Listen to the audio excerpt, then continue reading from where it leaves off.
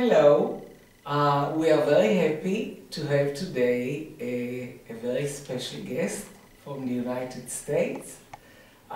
His Honor Mayor Don Plusquellic, the Mayor of Akron, Ohio. He's a great friend of Israel. We'll talk a little about that. And he's the most innovative mayor that I have ever met. And I am constantly looking for innovative mayors. So first of all, thank you very much. Glad to be here. Maybe we should start with your love story with Israel. How come you have been here so many times and you are doing business with us? Tell us a little about it. Well, my first trip was 26 years ago when Teddy Kollek was still mayor of Jerusalem, and I fell in love with the history and obviously the many aspects of this center of the universe in so many ways. But then I started to come back as president of the U.S. Conference of Mayors and put together some business people to come with me, and we got connected with the business community here in Israel, and there's so much vitality and energy and then opportunity to try to help create a link between the United States, where many companies, once they've matured here in Israel, they want to come to the U.S. or to Western Europe, and we've become, I think, a very good soft landing for them to be able to assist and help. And it really started by accident almost, by my sort of tagging along with the mayor of Columbus, a good friend of mine, when he visited Targetech in Netanya, at one of the original incubators here.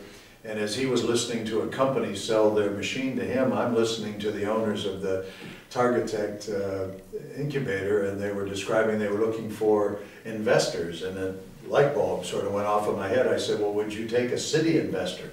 So we invested $500,000. I went home and talked to a good friend of mine, Joe Canfor, who was CEO, owner of Gojo, makes Purell, and he happened to be the president of the American Jewish Federation at the same time. He thought it was a great idea, so he raised about $2 million. So we have about $2.5 million in this incubator. Joe is on board, and another gentleman who was originally from Tel Aviv. And it's been such a great link and great news story for us that it's led us to meet with and become friends with the head of Mekarat, the nationalized water system here, and other industries that we've now been able to help and assist and make this link between the business community here, and especially the startup companies, and helping them get into the United States market. And we have been pretty successful in doing that. That's great. And I understand that you were the president of the whole network of mayors in the United States. U.S. Conference of Mayors. U.S. Conference of Mayors, thank you. Have they followed your path in this term of being innovative, collaborating with the business sector, collaborating with Israel on innovation? Well, there's different aspects of that. Number one, I've joked around that there's really no liberal neighborhood organizer, anti-business mayor left, because all mayors, whether they're Democrat or Republican, know that they have to work with the business community. And the public-private partnerships is a concept that's universally accepted, that you've got to work with businesses, you've got to figure out their needs, you have to have jobs for your people. And I would argue that there's not really a left-wing liberal Democrat mayor that doesn't care about business left in the United States. We used to have some of those, but they're gone. The aspect of being involved in innovation, I think most mayors get the fact that they need to accept new technology coming into their business, the public business of water and wastewater, and things that are absolutely necessary to be able to cut costs by using better technology. I don't know that every mayor has yet accepted this aspect of taking risks with small startup companies and doing some of the things that Akron has. But I've certainly talked to a number of conferences encouraging mayors to do this, because they're all looking at economic development. And if you can help a company come in and start up, you never know when the next one takes off.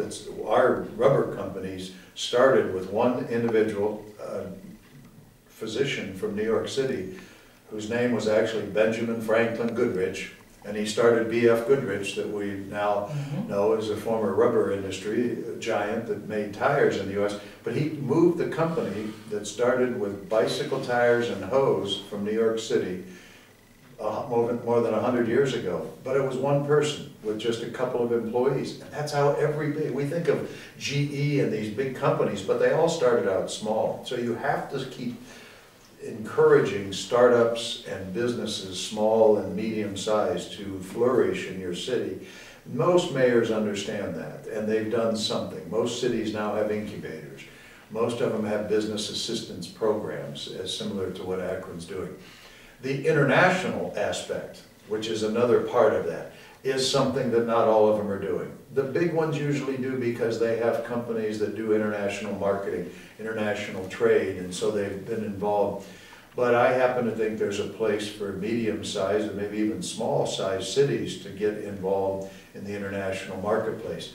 We have within our county the suburban mayors that are about 18 different mayors, and they have gone to India, they've gone to China, they've worked Germany in the trade fairs. So even these small cities of about 15,000 people have gone themselves, mayors, to go and get themselves involved in international trade attraction, reverse investment from companies coming to the U.S. So I think in our region we've convinced mayors, even small mayors, small city mayors, that this is a worthwhile effort. And in the case of Israel, because there's this constant energy with new companies and new technology being started, it's really a great place to be able to do that and continue to work with companies here. That's great. So out of this long experience of yourself, I understand that you have been as an officer for over 40 years. This is my 42nd year. I was a city councilman for 13 and 29th year as mayor.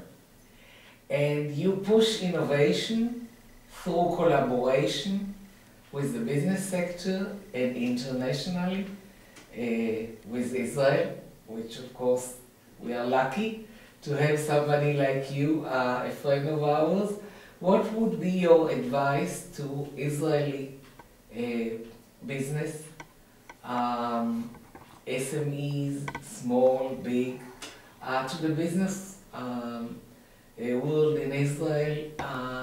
How can they make more business with cities worldwide and especially in the United States?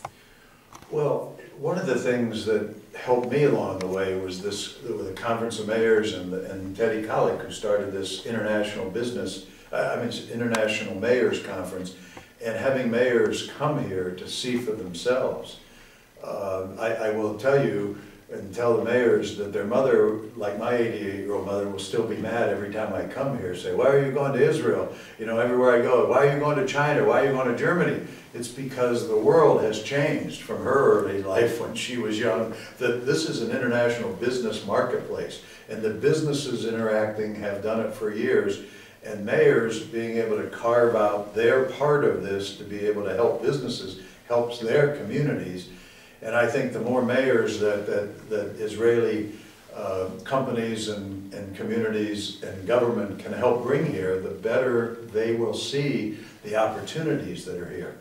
The U.S. Conference of Mayors participates in almost every international mayors conference.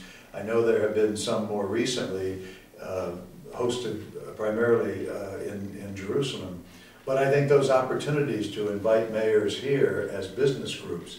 The other thing that I have done is attend with my chamber. Many communities across the country have chambers and local chambers. And those chambers helping companies from all over make connections with other companies. I would encourage mayors to attend business conferences, and there are many of them here in Israel, including the U.S.-Israeli Chamber that is very active. And I think the more opportunities you have to give people here, mayors especially, to see on the ground the potential and meet real business people at these conferences is very, very helpful. Mm-hmm. Thank you. And what is your advice for other mayors if they want to get more involved in innovation, or what we believe in to make their cities smarter using state-of-the-art technology? What would be your advice for them, for your colleagues? Well, I think it's the nature of our society in today's world. We have to take a risk. We have to keep looking at new technology to cut costs and make it better. It's a combine. It's efficiency and it's effectiveness, and they're both important. Cutting costs but not having something work well does not work so well for a political person. And in the same token, something that works pretty well but is more expensive, sometimes there's a backlash to that. So we have to be constantly looking at what's out there to help our business of making streets safe, making them good to drive on, to make our water and our wastewater facilities operate efficiently and effectively. And I think you have to look out at the world right now, because so much technology, I know here in the water industry and many areas of industry, but you have the water and wastewater in Europe, in Amsterdam in particular, in Holland in general. They're doing so many things. And there's a partnership with Holland and Israel. So I think mayors really need to get out and have their people encourage them. And sometimes not every risk is going to pay off. But learning more, getting involved with you and the whole idea with smart cities and what that means, because it doesn't mean just spending a bunch of money on technology. It's starting out with people, and people sort of oriented and use of technology, and then adding new technology so that you have sort of a common sense. Smart to me means common sense cities. It doesn't mean high-level intellect where we're going out there every 6 months we're buying new iPads. That isn't necessarily smart. It doesn't mean that smart is we're going to do the same thing because that's the way we've always done it. I don't think that's smart either. But putting that common sense and looking at things from a common sense standpoint of rationalizing and realizing that efficiency and effectiveness go hand in hand, and that there's some technology that you can implement that makes your job easier, makes the lives of your people, your citizens better, and in many instances may save you money. So the whole concept, I think, around smart cities is something that obviously you've been speaker at many conferences and you understand, and it's something that mayors need to understand the importance of that concept to their citizens they serve. Thank you very much. Nice having you. Thank you. Cut.